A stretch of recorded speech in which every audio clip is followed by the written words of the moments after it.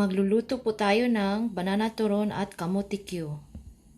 Unahin natin ang ating kamote, i-dip natin siya sa white sugar, isa-isa, bago natin siya prituhin.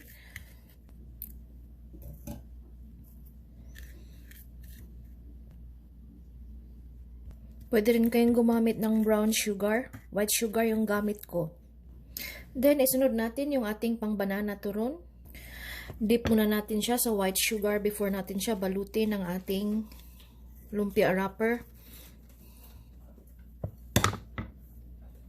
Lagyan natin ng langka.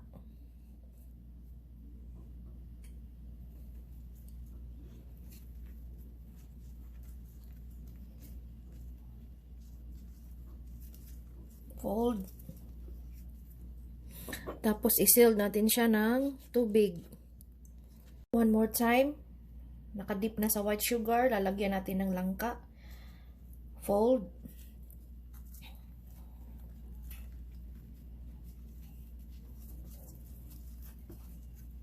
Sealed with water. Pag mainit na yung mantika, ilalagay natin yung ating asukal. Ilagay ko muna yung ating asukal. Medyo caramelized na siya. At ilalagay ko na yung ating kamote.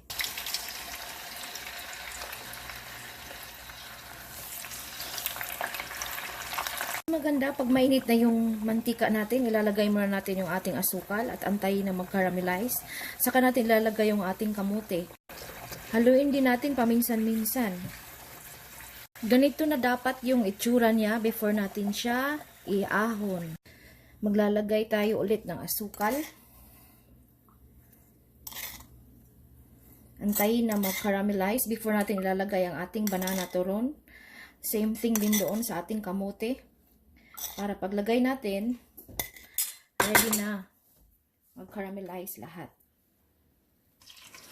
Haluin nyo lang guys. Kita nyo, nag-caramelize na siya. Ilalagay na natin ang ating banana turon.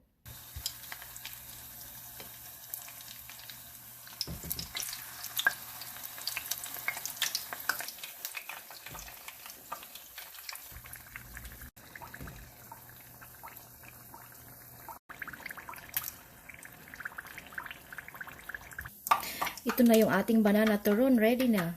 Ito na po yung ating banana turon at kamote Q. Sana po may natutunan kayo. At kung meron po kayong mga katanungan, mag-leave lang po kayo ng comment or message me. At maraming salamat sa inyong patuloy na panonood sa aking mga cooking videos on baking. At hanggang sa muli, mag-iingat po tayong lahat.